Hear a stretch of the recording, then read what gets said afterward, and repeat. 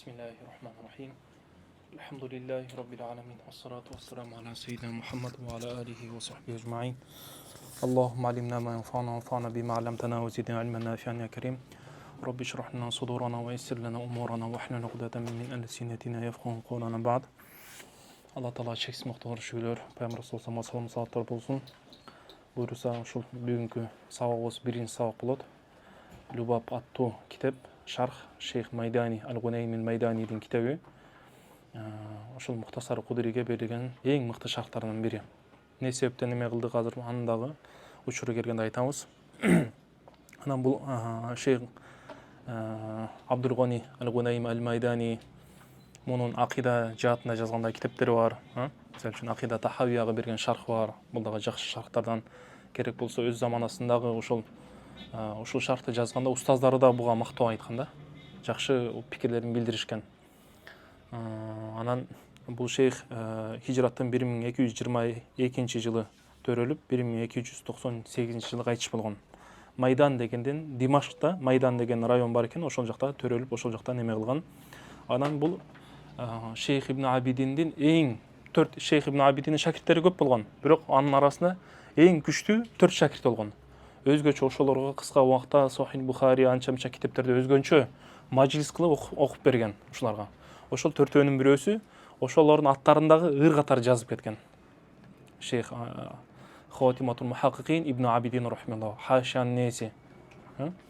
Анан бул Шейх Ибн Абидинден 8 жыл сабак алган, мулазама кылып дайыма. 8 жыл сабак алган. Ушунчалык ошондо бул 24 жаштарында алып калган экен, 24 жаштарында алган. Шейх Ибн Абидин акыркы ошол кайтыш болгонго чейин жанында 8 жыл жүрүп сабак алып кеткен. Шейх Ибн Абидинден да бир нече китептерди окуган, мисалы үчүн Хашиясын окуган, Дурул Мухтар менен биргеликте, жана ошондой Хидаяны окуган, Хидая менен биргеликте Инаянын шархы, Иная деген шарх бар го Шейх Бабирси деген. Ошону окуган, ошого окшогон бир нече китептерди дагы окушкан. Анан бул жактын кээ бирки жерлерине гана токтолуп кетебиз. Бул жакта сөздөрдү аябай көп алып келген Шейх. Биз ошо керектүү, зарыл болгон немесине гана токтоп неметебиз. Анан бул Любаптын немесине келе турган болсок, бул орточо шарх болуп эсептелет. Орточо шарх болуп эсептелет. Орточодон дагы мындайча айтканда немеге Мухтасарга жакыныраак шарх болуп эсептелет. Болгону могу азыркы чыккан басмаларга карап, 5 том экен, мынча том экен деп неметип калышыбыз мүмкүн. Бирок мындай мурунку жана мактутоттордун немесине алып карай турган болсок, ашып кетсе 1 том, же болбосо 2 том, 1 чоң том, же болбосо 2 том тегерегинде болгон китеп да. Бүгүнкү күндө мисалы үчүн могу Шейх Саид Багдаштыкы 1 тому ошол Диросага кеткизген болсо, изилдөөлөр туурасында болгон болсо, калган 4 тому кенейтип отуруп ошого 4 тому жеткизген да. Анан бул Шейх Гунайми Мухтасар Кудуринин маселеси өзү 12 000 болсо, 12 000ге дагы бир нече маселелерди кошуп кеткен. Зарыл болгон, ошол учурда айтылыш керек болгон кээ бирки маселелерди дагы айтып кеткен. Анан кээ бирки маанилерди дагы шактап кеткен өзгөчөлүктөрүнөн. Анан негизи Мухтасар Кудуриде карасаңыздар, далил алып келбейт. Шейх Имам Кудури далил алып келбейт. Бирок бул Шейх Майдани көбүнчө акли далилдерди алып келет. Акли дегенде ошол жанагы эмне үчүн мындай деп айтты, эмне себептен мындай деп айтты деп накли далилдерге караганда көбүрөөк немени алып келген, эмне акли далилди алып келген. Анан бул өзүнүн немесинде, бул өзү дагы башында айтат мукаддимасында, Шейх Косимдин Ат-Тасхих ва Таржих деген Мухтасар Кудуриге берген шархынан ошол жактагы таржихаттардын баарын алып келген. Бул Любаптын өзгөчөлүгү эмнеде десе, ошондо деп айтышат да. Ар бир хилафи болгон, өзү негизи муттафак алейхи болгон, алымдардын баардыгы бир пикирлеш болгон маселелерде эми ал жакта эч кандай деле мүшкүлдүк жок. Бирок жанагы хилаф болгон маселе бар. Мисалы үчүн имам Абу Ханифа бир жакта келип калат да, Сохибейн бир жакта келип калат. Ошол учурда мисалы үчүн бул имамдын пикирине кимдер фатва берген, бул имамдын пикирине кимдер фатва берген, анан туурасы фатва кимге рожих кайсы болот, ошондо айтып кетет да.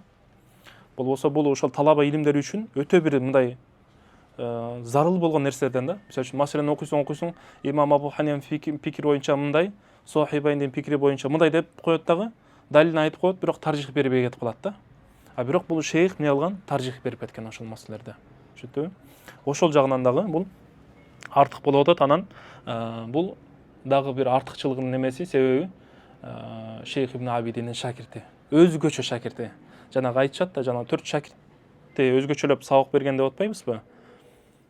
Кийин карап көрдүк дейт. Эмне үчүн Шейх ибн Абидин, эми бул дагы олой азат болгон, соп болгон, чоң алым болгон. Эмне үчүн 4 шакиртти неме кылганын себебин кийин билдик дейт. Көрсө кийин Шейх ибн Абидин өтүп кеткенден кийин ушул 4 шакирттери ушунчалык мындай динге катуу кызмат кылган дейт. Ушунчалык Кудай Таалам алардын шаанын көтөргөн дейт. Олой азаттар болгон да, карап туруп ошол шакирттердин арасынан 4-өөнү тандап алган да.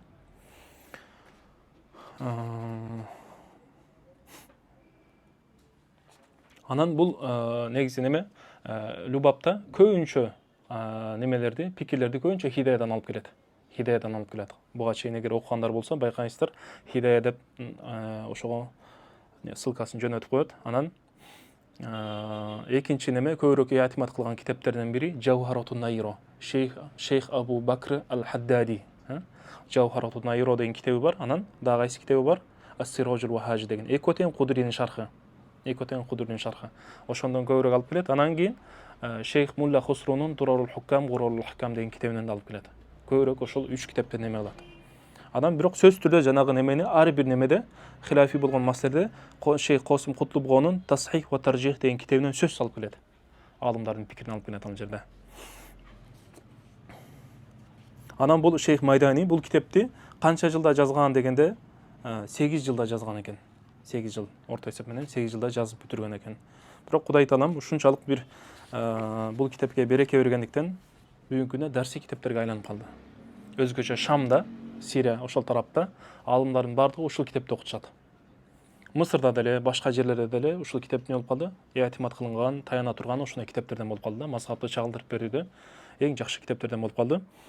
Анан эми Кудуринин эми баарыбыз белгилүү, Кудури ушунчалык берекелүү китеп. Бул жакта дагы шейх айтат, Кудуринин ушунчалык берекеси дорури болгон. Мындайча айтканда, адам баласы инкар кыла албай турган, мына алдыңда күн чыгып турса аны неме четке калбайсың да.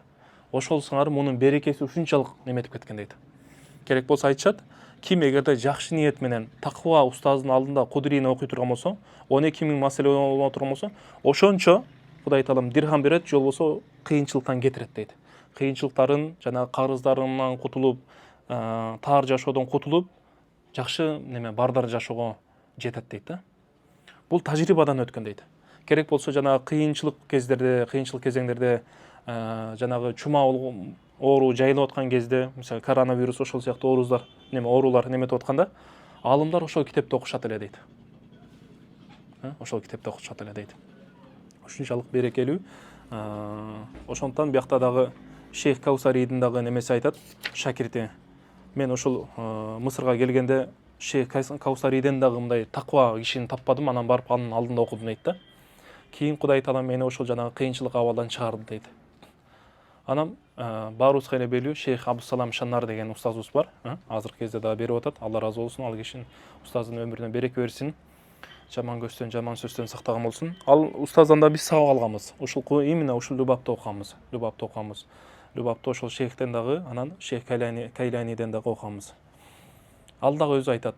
Мен дагы ошол жана кабарды укканда менин чоң шейхтерим бар болчу дейт. Шейх Абдуразак Халаби деген Сирияда чоң алым болгон. Бүттүк тараптан мындайча ижазатын берген, Хашият ибн Абидинден бир нече жылдан бери сабак берген чоң устаздардан болгон. Анан анын жанында дагы Шейх Адибул Каллас деген устаз болгон. Ошол Шейх Адибул Калластан бул көбүрөөк алган экен, Шейх Абдусалам Шанар. Анан бир күнү ошол шейх акыркы учурларында катуу ооруп аткан учурда барып айттым дейт, устаз ушул китепти алдыңызда окуп бербейинби десем, ооруп аткан дейт. Бирок ооруп атканда дагы эмне кылды дейт, ушул атайын суранып келген окуучуну кайтарбайын деген максаттан эмне кылды дейт, ошо макул болду дейт. Макул болуп анан эмне дедим, кайсы убакта неме кыласыз десем, өзү неметпеди дейт. Өзү айтты дейт. Эми мен айта албадым дейт да, кайсы убакта неме этишин. Анан кийин ошол багымдатка чейин, же болбосо багымдатка чейинки ошол убакта неме кылган экен да, убакытты койгон экен. Бир райондон экинчи районго барып келип окучу экен. Бирок ошентип бир нече неме кылып, каттап жүрүп, китептин бир нече бөлүгүн бүтүрдүк дейт, бирок аягына чейин жетпей калды. Кудуринин өзүнө эле. Бирок шейх айтат да, ошол убакта аябай карызым көп болчу дейт, абалым таар болчу дейт, машинам жок болчу дейт. Кудай Таалам ошолорду окуп бүткөндөн кийин аягына чейин жетпестен туруп эле берип койду дейт да. Ушунчалык неме кылган. Анан бул шейх Майданинин дагы мындайча айтканда бул өзүнүн бир өзгөчөлүктөр сапаттарына келе турган болсок, өтө мутавадый болгон дейт. Өтө мутавадый болгон дейт. Китепте келет бул жакта ури аротта ан ататаффара алейхи деп келет. Ошол жанагы таваду бабы аркылуу ошол эшиктен, таваду эшиктен кирип, мунун даражасы көтөрүлмөлү дейт да. Бул дагы ошол Шейх ибн Абидинден сабак алып жүргөндө, ошол шейхинен анан дагы башка бир шейхтерден сабак алып жүргөндө, ошол Шейх ибн Абидин болуш керек. Шейх ибн Абидинден сабак алып атканда, Багамдатка чейин барып неме кылат эле. Багамдатка чейин сабак кылышчу экен. Күнүгө Багамдатка чейин сабак кылат экен. Анан ортосундагы Шейх ибн Абидин менен мунун ортосундагы аралык бир топ алыс болчу экен. Анан бир күнү каар жаап калыптыр. Ал жакта каар жайт, бияктагыдай эмес. Ал жакта каар жаап калыптыр. Анан кийин шейх ойлогон экен. Бул келбей калды окшойт деп. Анан бул ушунчалык устаздын болгон сый-урматынын адебин карасаң, неме экен? Барат экен да, ошол жерде барып күтүп турат экен. Эшикти да каккылабайт экен. Азыр бир аз сообщенияны бир аз кечирип койсоң, суроо арттан кетет го. Чалып берет го. Жок, андай эмес. Эшикти дагы эмне алат эле дейт. Ошончо жол неме алыс сапардан келгенден кийин какпай күтүп турат экен. Жанагы Абдуллах ибн Аббас радиаллаху анху менен Зайд ибн Сабит радиаллаху анхунун окуясы эле ошондой болуп келет го. Эшиктен чыкканга чейин күтүп турат эле дейт. Анан ошентип күтүп туруп бир күнү катуу каар жааган күнү, анан шейх ойлогон экен, балким ушундай катуу суукта келбейт болуш керек деп. Анан ошентип неметпептир, анан чыкпаптыр. Анан Багамдатка намазга барыш керек болгондо чыкса, тиги каарга уже неметип калыптыр да. Шейх Гунайми каар болуп калыптыр, кийимдердин баардыгы сырттары ушунчалык каар болуп калыптыр. Ушунчалык мындайча айтканда бул жерде эмнени айткыбыз келип атат? Устаздын болгон адеби ушунчалык күчтүү болгон экен. Аллахым баарыбызга ошол устаздарыбызга жакшы адеп менен, жакшы сый-урмат менен мамиле кылууну Алла таалам насип кылсын иншалла. Бул кыскача.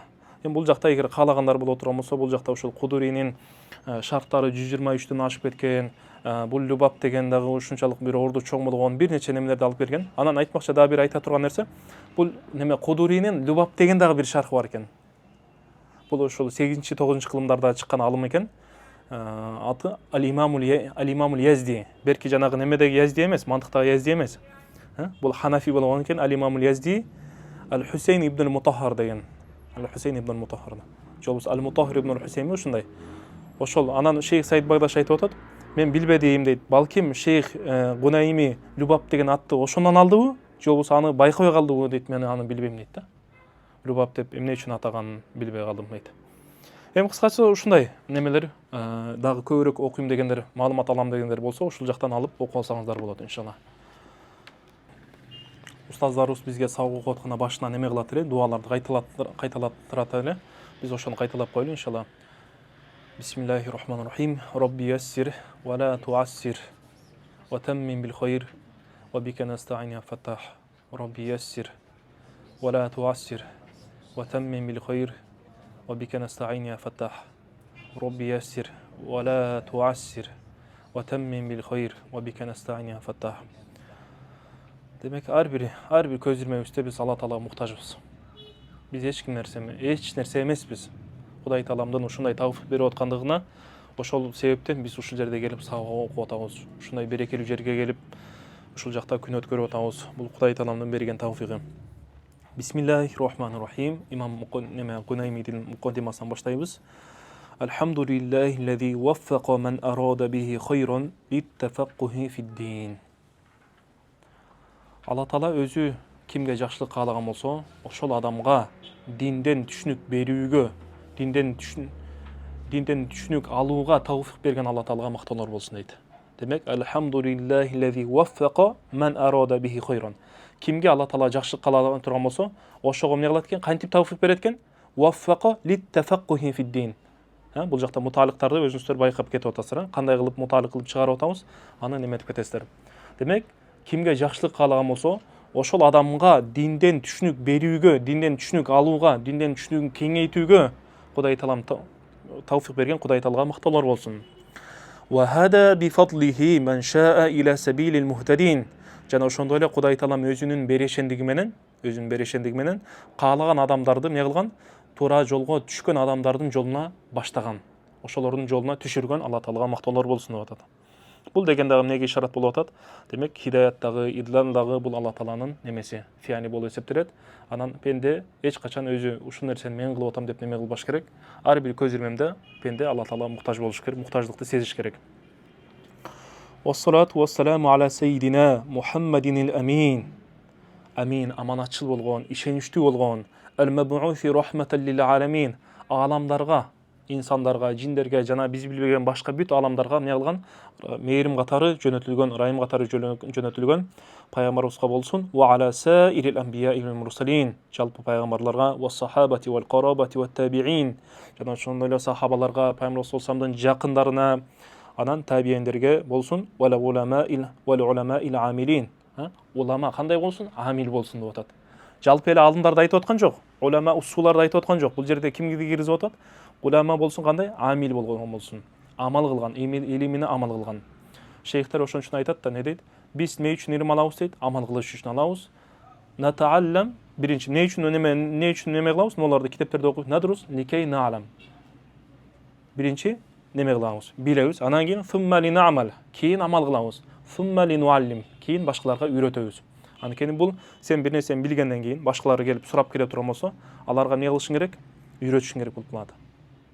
Мен суила ан илмин факатамаху улжима, не деп келет? Билижами минан нар ямал кыйма. Ау кама кала саллаллаху алейхи вассалам. Ким эгерде бир илимде адамдар келип мындан сурай турган болсо, анан жашырып кое турган болсо, айтпай кое турган болсо, кысканып неметип кое турган болсо, анда акыретке барганда эмне болот? Сурагы катуу болот, жазасы катуу болот, жанагы неме менен, темир жанагы жүгөн менен неме кылат дейт. Демек, вал уламаил амилин, башкача айтканда улама роббаниин деп айтып атат. Роббани алым ким десе, алган илимине амал кылган алым. Ошол роббани алым болот. Вал аимматил мужтахидин, жана ошондой эле муштахид болгон имамдарыбыз болсун, ва мукаллидихим би ихсани иля яумиддин. Кандай мукаллидтер болсун? Би ихсан болсун, туура жолдо ошол муштахидтерди туура жолдо, жакшылык жолдо ээрчигендерден болсун. Жон гана мисалы үчүн бирөө жарым ханафи мазхабты окуп алып туруп, мен ханафимин деп туруп, анан кайра исаат туруп адап кылып, элдин ортосуна фиттаны неме кыла турган адамдарга эмес. Кандай мукаллид болуш керек экен? Ошол имамдар көрсөтүп кеткен, муштахид имамдар көрсөтүп кеткен жолдогудай басып жүргөн мукаллидтерге дагы салам салаваттар болсун деп атат. Иля яумиддин, кыяматка чейин дейт. Амма ба'д, мактоо саламдардан кийин فيقول العبد الفقير الجاني عبد الغنيم الغنيم الميداني غفر الله تعالى له ولوالديه ولوالديه ومشايخه ومن له حق عليه إن الكتاب. Şunu bunu atad. Demek ne atad? Birinci özün sıfatta atad. Al-abdul fakir, al-abd. Demek barda us pendebüs bolan atad. Pende Allah Taala'nın pendebüs. Janağı neme de gelet qo'y. Bu neme? ولا تقل لي إلا بعبدها فإنه أشرف أسمائية деп келет го. Мени баланчанын кулу деп айт. Анткени ушул баланчанын кулу деген мен үчүн авторитет дейт да. Мен үчүн авторитет дейт. Демек Кудай Тааланын кулу болгон бул канчалык неме? Эгер адам баласы ошол нерсени сезе турган болсо, биле турган болсо, файкул абду ал-факир. Факир деп атат. Бул неме сыфа кашифа болуп атат. Либаян ал-ваки болуп атат. Абд болгондон кийин сөз түрдө алынып болот, кул болгондон кийин факир болот. Бардыгыбыз Алла Тааланын пендеси болгондон кийин Алла Таалага муктаж болобуз. Ал-факир илаллах. Алла Таалага муктаж болгон. Ал-жани, анан күнөөкөр деп атат. Түшүндүңбү? Ал-жани, жинаят. Күнөөкөр өзүнө бир ошондой жинаят кылган, өзүнө бир зулумдук кылган ошондой адам Абдул Гани, Ал-Гунайдин пендеси дейт. Бирок бул ким экен? Пенден гани болгон заттын Алла Тааланын пендеси болуп атат. Ал-Гунайми ал-Майдани. Гафараллаху таала лаху, дуа кылып атат. Алла Таалам анын вали валидихи, жалпы ата-энелеринин, ва машайхихи, анан устаздарын, ва ман лаху хаккун алейхи, жана кимдин акысы боло турган болсо, ким буга жакшылык кылган болсо, ошолордун бардыгын Кудай Таалам күнөөлөрүн кечирген болсун дейт. Не деп айтып атат? Мындай деп айтып атат дейт. Иннал китаб. Каулдун макулу эми келип атат. Иннал китаб ал-мубарак лил имам ал-Кудури. Ал-китаб ал-мубарак. Бул жакта Мухтасар ал-Кудури деп айткан жок. Бул жакта не деп атат? Ал-китаб ал-мубарак деп мутлак айтып атат. Анткени бул бизде эгерде китап деген сөз мутлак айтыла турган болсо, ал эмнеге түшүндүрөт? Мухтасар Кудурини түшүндүрөт. Кандай эле жана наху илимдеги китап деген имам Сибавейхтин китабын түшүргөндөй эле, бул жактагы ошондой алам болуп калган. Мына китап десе башка китап эмес дегендей болуп калган да. Башкалар китап деп айтыш үчүн эмне кылыш керек? Китабул виқоя, китабул канз, китабул хидая дегендей кылып айтыш керек. Мукойят кылып айтыш керек. Мутлак айта турган болсо Мухтасар Кудури түшүнүлөт дейт. Лил имам ал-Мубарак деп атат. Ушунчалык берекелүү, берекесин жана окуялардан билдик, кандай деген алымдар ошондой кыйынчылык болгон кезеңдерде ушуну береке келиш үчүн, ошо байлыкка жетиш үчүн, бир ийгиликке жетиш үчүн ушул китептерди окуп турат эле дейт. Кодушаат лил имам ал-Кудури, имам Кудури, Абул Хусейн ал-Кудуринин китеби Кодушаат баракатуху. Мунун берекеси ушунчалык кенен кесир жайылды элдин арасына, алымдардын арасына. Хатта сорот кел илми дорури. Керек болсо мунун берекенин жайылгандыгы дорури сыяктуу болуп калды дейт.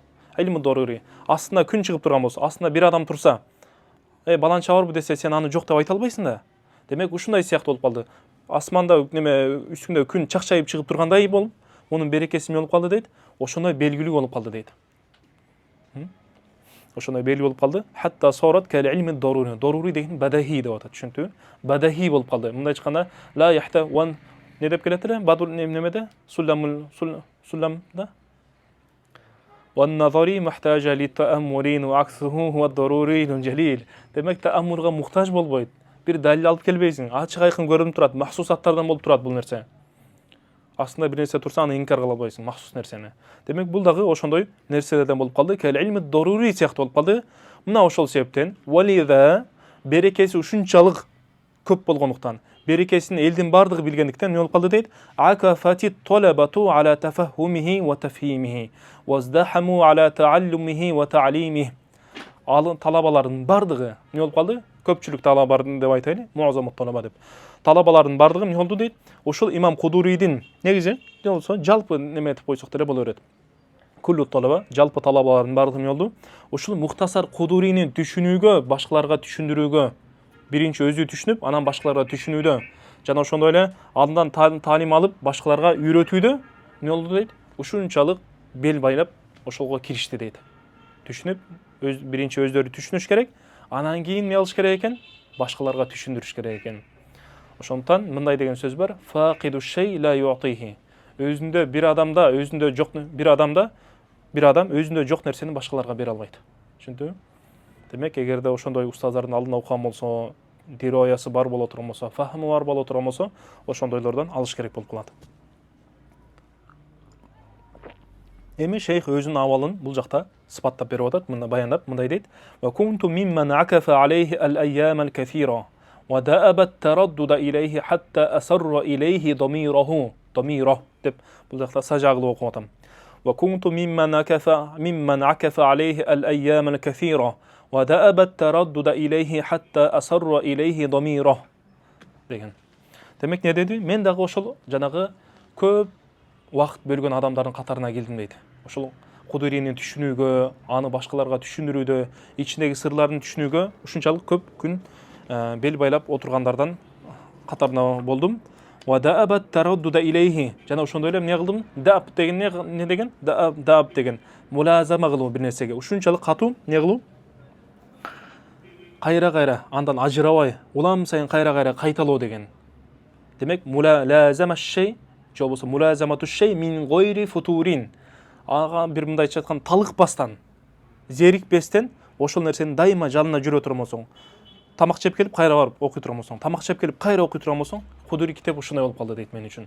Уйкудан турар замат, намаздан келер замат эмне болуп калды дейт? Кудурийни карап окугандардын катарына кирип калдым. Хатта мына ошентип отуруп мен ушунчалык Кудури деген китепти, Кудури китебин ушунчалык ага бир көңүл бургандыктан эмне болду дейт? Кудури деген китеп, Кудури китебим мага өзүнүн сырларын акырын кулагыма шыбырап ачып берди дейт. Карачы, субханалла. Эмне кылып атат? Бул жакта ташбих кетип атат, эмне кылып? Адамга окшоштуруп атат. Демек, кээде бирөөгө бир ушунчалык жакшылык кылсаң, ичиндеги анча-мынча мындай азиз болгон, кымбат болгон бир немесин, пайдалысын, кеңешин акырын кулагыңа шыбырап коет. Эч кимге айтпа дегендей кылып. Бул жерде дагы эмне кылып атат?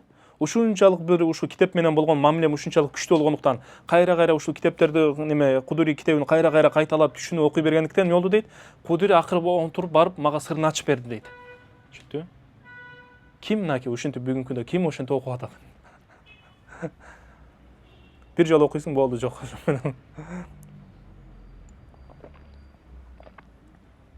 Ошондуктан бул деген бизге мен түшүндүрүп атат.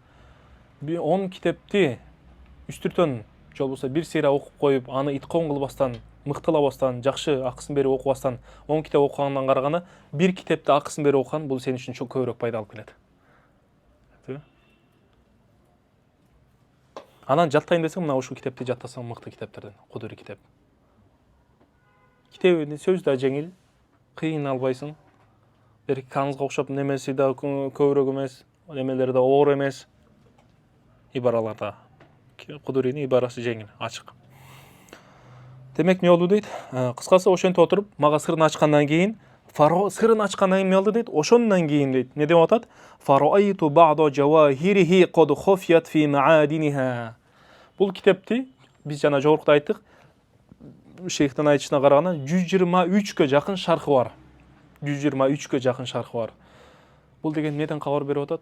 Бул китеп эгерде Кудай Таалам ушул бир китепти кабыл алган болсо, анын дайыма шархтары эмне алат дейт? Көп болот дейт. Хажымы деле, көлөмү деле кичинекей, сөзү деле ачык, бирок ошого карасаң шархтары көбөйүп кеткен ушунчалык. Демек эмне деп атат? Ошол бир нече шархтарда карап көрсөм, ал шархтагы бул неме Кудуринин сырлары ал шархтарда айтылбаптыр дейт. Болбосо бул жерде эмне үчүн? Бул жакта сабабу таалифти айтып атат да. Бул жерде суроо берип атат адамдар. Сиз эмне үчүн ошончо 123 шарх турса, сиз эмне үчүн келип кайра неме кылып жазып атасыз? Эми керек деле жок да, тиги ошол сиз айта турган нерсени тигилер деле айтып кеткен да буга чейин. Керек болсо тигилер чоң имамдар болгон деп атат да, бирөө жарым. Десем эмне дейт? Мен ошол Кудури менен ушунчалык жакын мамиледе болуп отуруп, кийин мага сырларын ачты дейт. Карап көрсөм, ал сырлар көп китептерде айтылбаптыр дейт. Түшүндүңбү?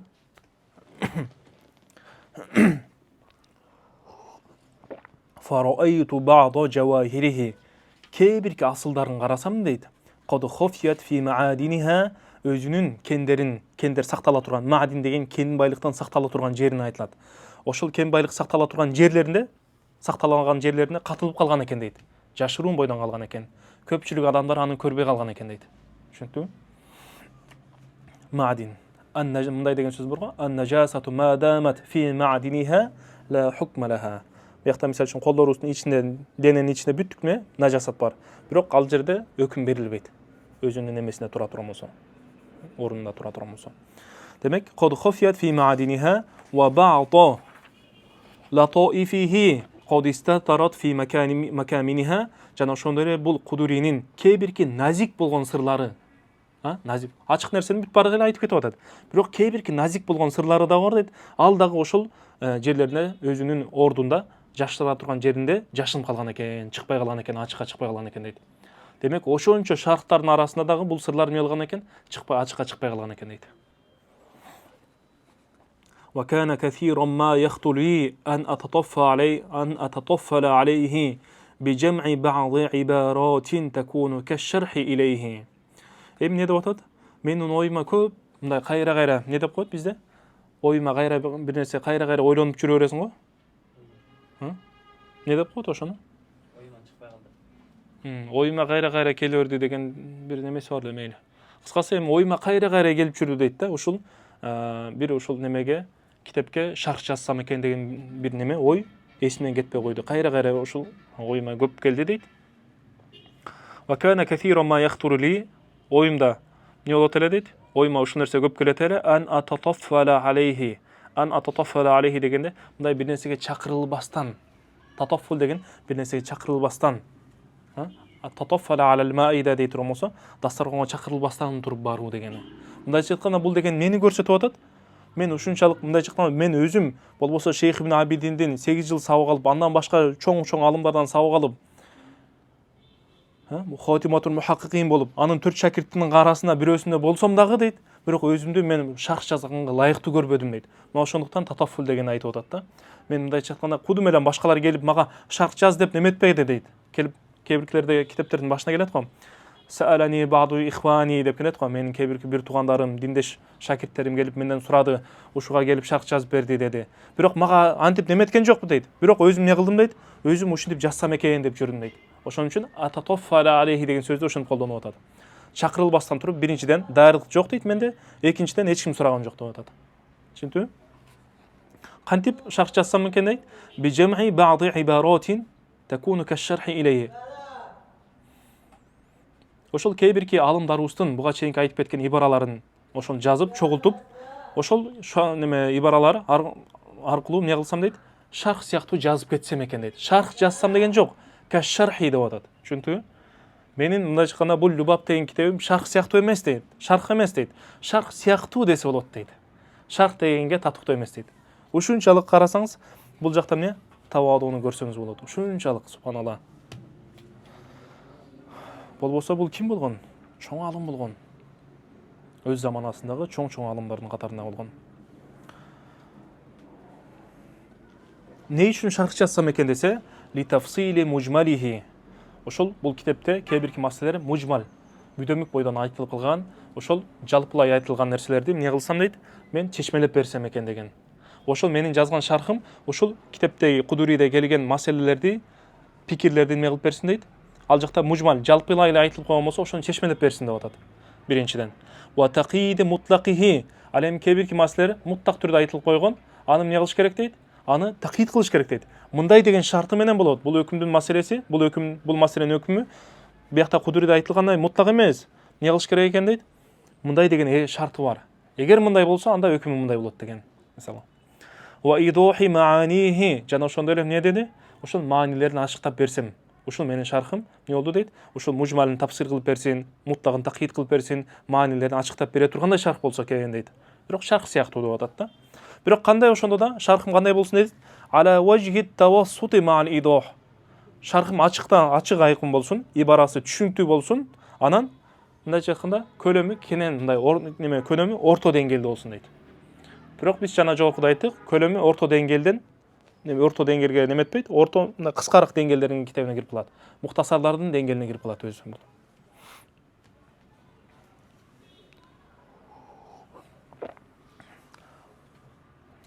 Демек, ли тафсили мужмалихи ва тaqidi mutlaqih ва идохи маанихи ала важхи тавассут, ала важхи тавассут өлчө, ала важхи тавассут ихтисод кылып атам деп атат.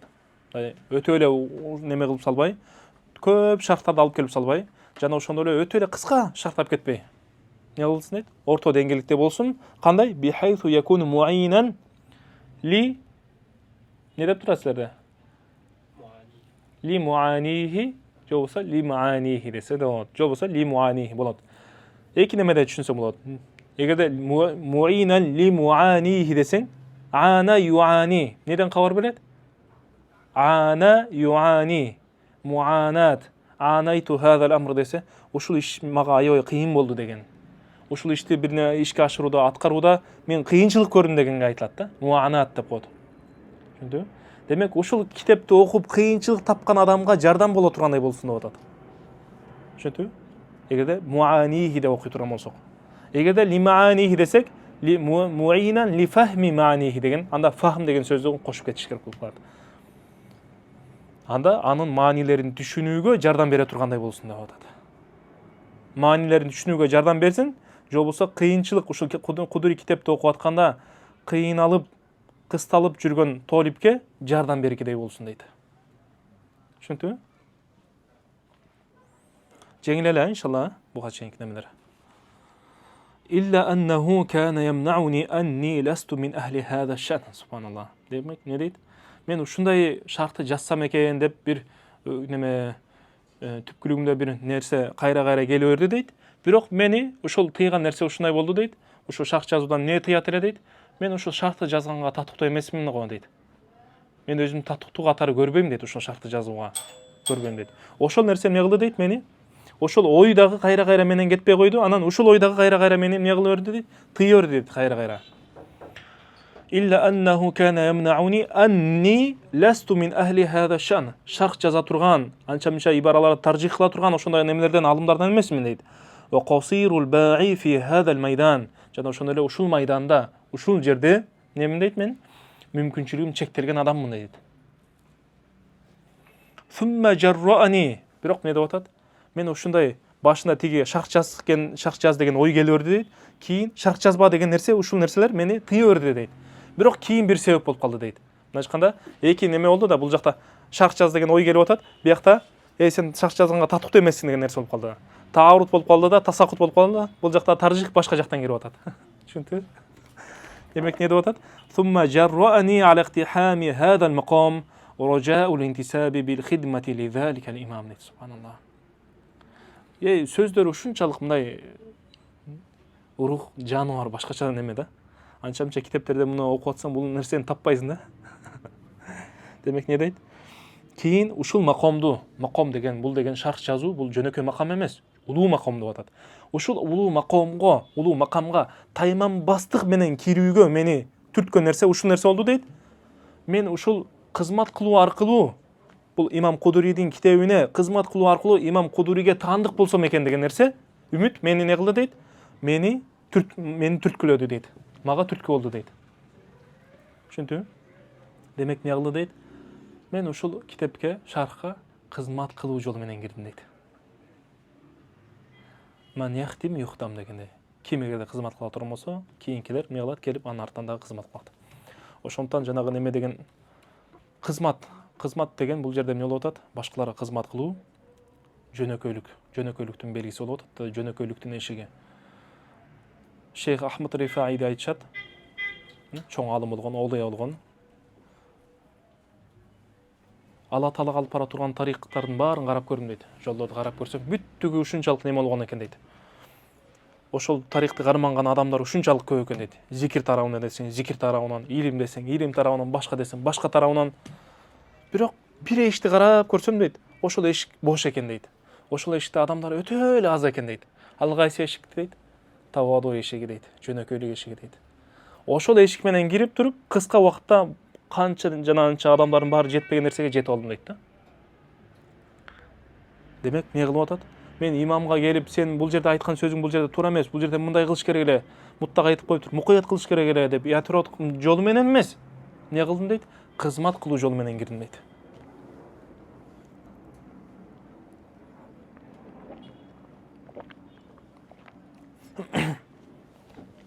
Ташаббуфан би азияли баракати.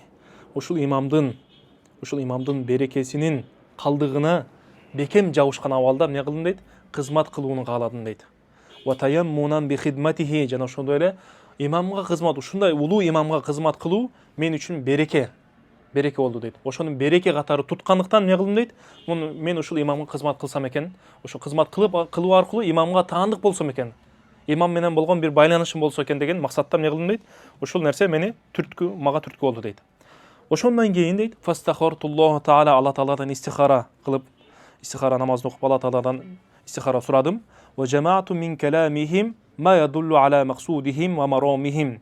Мен бир нерсени өзүм алдыман алып, өзүмдүн чөнтөгүмөн алып келген жокмун дейт. Лам ати би жайби, иннама атайту би каламихим. Ошолордун өздөрүнүн сөзүнөн алып келип, кайра эмне кылдым дейт? Шарх кылдым дейт. Жазып кеттим дейт. Демек не дейт?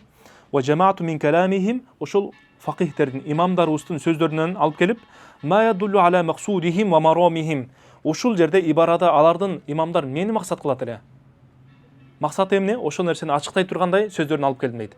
Кайра эле ушул маселелерде бир маселе айтылат да, бир маселени жалпы имамдарыбыз айтат. Ошол имамдарыбыздын кайра кийинки кирген имамдарыбыздын сөзүнө эле не кылдым дейт? Алып келсем, булар ачыктап берип атты дейт да, булардын максатын.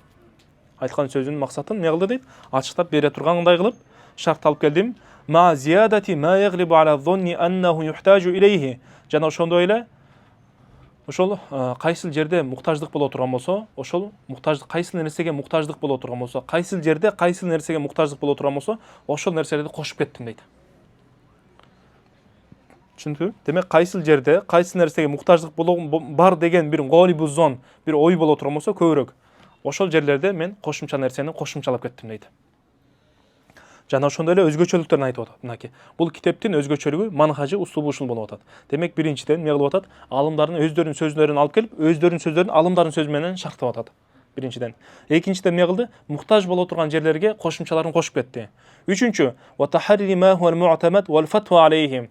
Кайсыл пикир i'тимад кылынган алымдар тарабынан, кайсыл пикир тайналган, кайсы пикирге фатва берет, ошону дагы болушунча тахарри кылып издедим дейт. Тахарри деген бир нерсени ушунчалык кылдаттык менен, ушунчалык катуу аракет менен издегенге айтылат да. Жанагы кыбланы издөөгө эгерде бир жерге барып кала турган болсо, маништабаха алейхил кыбла тахарру деп келет го. Кимге эгерде кыбла жашыруун болуп кала турган болсо, каякта экенин билбей кала турган болсо, эмне кылыш керек? Тахарри кылыш керек деп келет. Издейт. Ошондой кылып издедим дейт. Кайсыл пикирге фатва берилген болсо, ошону издедим. Ва дамми ма жама'аху ал-алламату Qasим фи китабихи ат-тасхих мин ихтиярат ал-аиммати лима хуа ар-раджих ва ас-сахих. Жана ошондой эле эмне кылдым дейт? 4-чү өзгөчөлүгүм Шейх Аллама Qasим Тасхих деген Кудуриге берген шархы бар. Ат-тасхих ва ат-таржих деген китебиндеги имамдар кайсыл пикирге ихтиярат тандаган болсо, кайсыл пикирге таржих берген болсо, ошолорду эмне кылдым дейт? Кошуп кеттим дейт. Алымдардын пикирлерин кошуп кеттим дейт. Тасхихте кирген. Валам алу жухдан фит тахдиби ва тахрири. Жана ошондой эле бул Кудуринге шарх жазып атканда, ушул шархтагы келе турган сөздөр бар да, ошол сөздөрдү тартиптеп, тахзиб кылып, тартиптеп, ва тахрир жана ошондой эле фильтрдан өткөрүп, кайсынысы неме ылайыктуураак болот. Муну алып келсем жакшы жол болсо, тигини алып келсем жакшы деп, ушинтип редакциялап وتحري ما هو الأظهر والأوضح في التعبير. Жана ошондой эле эми сөздөр дагы эмне болот? Кээде ачык айкын сөздөр болот. Кээде бул сөздү айтсаң, экинчи сөз ага караганда ачыгыраак болот, максатты көбүрөөк түшүндүрөт. Ошондой максатты ачык айкын түшүндүргөн сөздөрдү дагы тандап алып келдим дейт. Карачы. Ушунчалык чоң эмгек кылган. وسميته اللباب في شرح الكتاب деп атадым дейт. Бул китепти эмне кылдым дейт? Ошол Любаб في شرح الكتاب деп атадым. Эми эмне үчүн фи шархли китаб деп, фи шархи мухтасарул Кудури деп айтсам болбойт беле десе, ошого жооп берип атат. Эмне үчүн десе, лианнаху ал-ма'нию инда итлaq al-ashab. Эгерде алымдарыбыз китап деп сөздү айтса, мен түшүнөбүз дейт, Кудури деп түшүнөбүз дейт. Ошондуктан фи шархли китаб десе, айып китап деп сураган дейт. Ал эмне экен? Кудури деп түшүн дейт. Түшүндүңбү? Демек, бул жакта ва саммайтуху al-Lubab fi sharh al-kitab. Эмне үчүн ошол китепти шархтоодо жазган Любаб деп атадым десе, фи шархил китап, китап деп койду да. Китап деген нерсе бүттүк нерсе китап деп айтыла берет. Бирок эмне үчүн ал-Любаб фи шархил китап, фи шархил мухтасар Кудури деп айткан жокмун. Фи шархил китап деп атап койдум десе, анткени муттак айтылганда алымдар мени түшүнөт, мухтасар Кудурини түшүнөт дейт. Түшүндүкпү? Лианнаху мани кайсы неме болуп атат? Себебин түшүнүпсүзбү? Түшүндүкпү? Лианнаху мани ошон үчүн алып келип атат. Саммайту эмне үчүн фи шархил китап деп атадым? Анткени китап деген нерсе муттак айтылганда ушул Кудури түшүнүлөт дейт. Ушул китептерди окуп атканда сөз түрдө мо харфу жар, мажрур, мутаалликтарды билип кетиш керек. Анан талил, мисалы лианнаху деген сөз кайсыга барып атат? Түшүндүңбү? Ошол нерсени дагы ажыратып билиш керек. Ал сөз түрдө зарыл нерсе. Эгерде аны жөн гана ушинтип эле окуп кете бере турган болсоң, анда сатакуна ка хатибил лайли, кечинде жанагы отун терген адамдай болуп каласың. Пайдасы неме кургагында, кургак эмесин дагы терип кете берген адам сыяктуу болуп каласың да. Ла юфаррик байнал гаффи вас самин. Пайдалуу пайдасы арык семизин ажыратып билбей турган адамдардын катарында болуп калат дейт. Кудай сактасын. Ошондуктан бул нерселерди сөз түрдө көңүл буруш керек. Ушул нерселер сенин немеңди ачып берет. Фахымды кеңейтип берет, түшүнүктү кеңейтип берет, кругозорунду кеңейтип берет. Түшүндүңбү? Ва саммайтуху al-Lubab fi sharh al-kitab. Не үчүн шарх al-kitab болуп атат? Лианнаху al-ма'нию инда итлaq al-ashab. Ва ас'алуллаха та'ала ан ятақаббалаху бифадлих. Кудай таалам өзүнүн беришендиги менен ушул китебимди кабыл алса экен, ва юдима бихи ан-наф'a таб'ан ли аслихи дейт. Карашы, субханалла. Демек, неме Алла таала мухтасар Кудури аркылуу канча адамдарга пайда берген болсо, менин Любаб деген китебим аркылуу дагы ошол адамдарга ошондой пайда берген болсун, бирок пайдасы эмненин негизинде болсун дейт? Мухтасар Кудуринин артынан болсун дейт. Ошондо дагы пайда берип атканда дагы эмне деп атат? Мухтасар Кудуринин фадлын, артыкчылыгын эстен чыгарып аткан жок.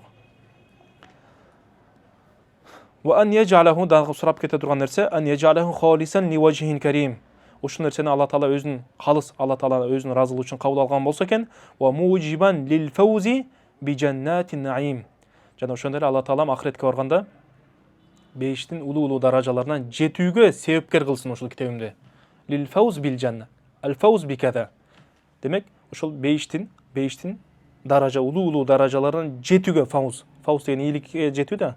Ошол жетүүгө эмне болсун дейт? Себеп кылсын дейт. Демек, би жаннати наим фаузга мутааллык болот. Иннаху ала ма яшау кадир ва бил ижабати джадир.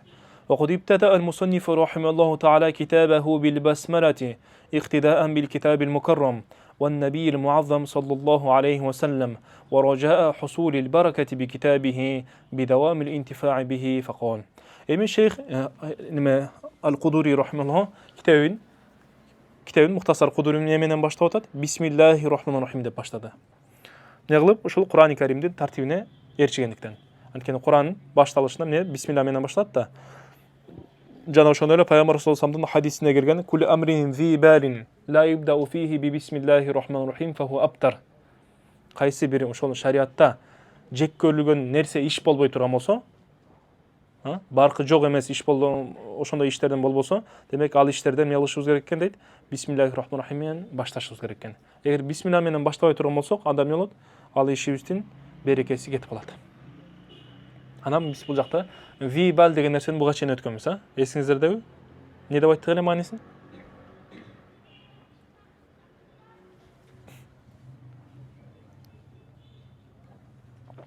Лайса мухарраман ли затихи вала макрухан ли затихи. Ошолорду айтканбыз. Макрух ли гойри, макрух ли зати, мухаррам ли затихи, мухаррам ли гойрихи, ошолорду айтканбыз. Демек ошондой нерселерден болбош керек деп атат. Ва ражаа жана ошондой эле үчүнчү себеби ошол ورجاء حصول البركة بكتابه. Ошол китебинде, ошол Мухтасар Кудуринде, Кудури деген китебинде береке келсе экен деген берекеге ушул китеби береке алса экен деген ниеттен алды дейт. Бисмилlah менен баштап атат.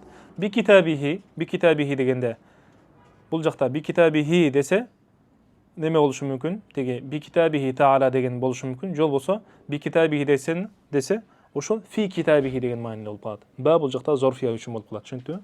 Зайдун бил балади дегендей. Не деп атат? Варажаа хусулил баракати би китабихи. Ушул Мухтасар Кудури китебинде береке келсе экен деген максатта не кылып атат? Бисмилlah менен баштап атат. Би давамил интифаа бихи. Адамдар дайыма ушул китебинен пайда алып турсун деген максатта болуп атат. Факала демек ошентип Бисмилlah менен неме кылып ошол максаттарды алып келгенден кийин мындай деп айтты дейт. Факала бисмиллахир рахманир рахим китабут тахара.